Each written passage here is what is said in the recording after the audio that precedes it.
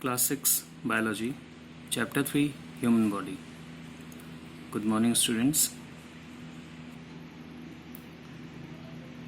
So, at the beginning itself, there is a warm up activity for you. Given diagram is of a human body showing different organ systems. Identify the various organ systems and write their names. So, you just complete and fill the lines what the organ systems you can observe in the picture. Now, the human body consists of various organ systems. Each of these systems consist of organs which help them perform specific functions. So in this chapter, students, we will study about the digestive, respiratory and circulatory system. In digestive system, we will look some glands, some parts of the digestive system like stomach, intestine, liver, our mouth, teeth.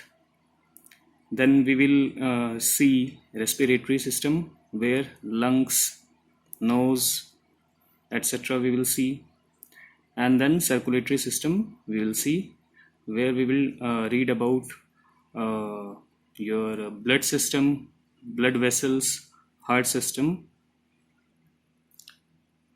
Now here comes the digestive system first. The digestive system in human beings consists of two parts: alimentary canal and digestive glands. Now what is this alimentary canal? It is also known as the food canal or the digestive tract. Tract means passage or path. So basically the path through which the food moves is called the alimentary canal. So it is a long membrane lined tube of varying thickness. So starting from our mouth, okay, so this route, the food is moving likewise, the food is moving likewise, the food is moving likewise, the food is moving likewise, okay. So till here, so from our mouth till here, from where the feces comes out, that is your anus, okay. So all this part, whatever you can see, all this part through which the food moves is called the alimentary canal. So it runs from the mouth to the anus and consists of mouth, esophagus, so mouth is there, then esophagus, it is also called food pipe. So from here to here, this is our esophagus, then stomach, this is liver, but behind that liver, this organ is called the stomach. Behind this pinkish color thing, we will find the stomach.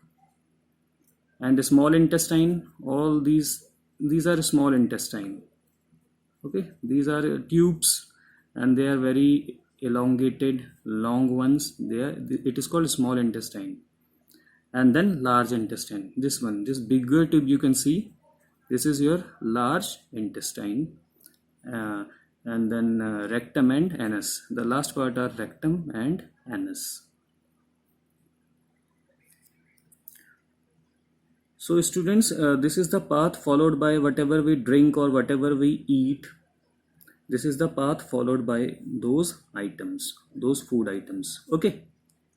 Now the second is digestive glands. So the digestive glands, these include salivary glands, liver and pancreas, and they are linked with the alimentary canal.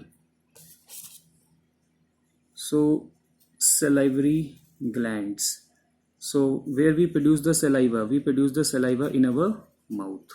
So means they are present in our mouth, these glands. So they secrete certain chemicals which help in digestion of the food. So students, basically the digestion of food takes place in our intestine. Then stomach is also there where some part of the food is digested. Then in this large intestine, so this was a smaller intestine which plays a very important role in the digestion of the food. And then there is this large intestine where very few part of the food is digested. The main part is digested in this small intestine, and somewhat less part is also digested in this stomach part. But basically the digestion starts from the mouth itself. Okay, digestion starts from here, and for digestion certain chemicals, certain enzymes are required. So those are produced in our mouth by the salivary glands. Then students, we have liver. This pinkish organ is called the liver. Then pancreas. In this diagram pancreas have not been shown, but it is found somewhere here. Okay, pancreas, it is a very small gland, not shown over here, but it is a small gland. A liver and pancreas, and thereafter these are linked with the alimentary canal. So you know the main difference.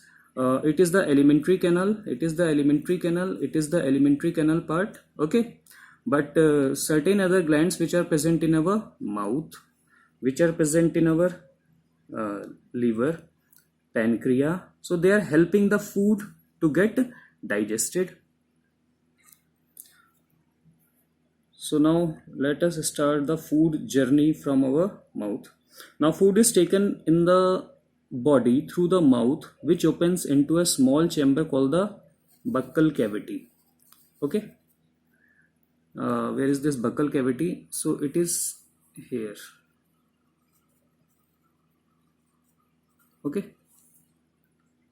so digestion starts in the mouth itself. So I already explained that some part of the food, when we are eating or chewing it, the digestion begins in our mouth itself. We know that the mouth consists of tongue, teeth, and salivary glands, which I already explained to you about the salivary glands. Now teeth help to chew the food. The smaller pieces of food simultaneously keep on mixing with the saliva. So whenever we are chewing our food with the help of the teeth, and some sort of liquid, it is also generated. That is sometimes we call watering of mouth. So that liquid is being generated, and it makes the food soft, somewhat soft it makes. Now saliva is the watery substance present in the mouth. It is secreted by 3 pairs of salivary glands. So basically these 3 pairs of salivary glands, they are present in our mouth. In the mouth they have different locations, but they are present in our mouth. Okay, then we have tongue. So tongue is a fleshy muscular organ attached at the back of the buccal cavity, and it is free in the front. It can move in all directions. It helps in many ways. So let us see what are the functions of our tongue. It helps in swallowing the food, that all of you know. It helps in mixing the food with the saliva. So whenever we are chewing the food, we take the help of this tongue to just mix the things. It helps in detecting different tastes like sweet, bitter, salty, and sour with the help of the taste buds. So whenever if something we need to taste, so basically we keep it in our tongue, that food item, and different parts of the tongue that help us to distinguish between these different 4 tastes. Okay, you can do this activity by taking salt or sugar likewise, and just see which part of the tongue is used to tell about the taste. Then it also helps in speaking, and it is also one of the important part of the function of the tongue. It helps in speaking. So if you are just holding your tongue and try to speak, you will not be able to speak properly.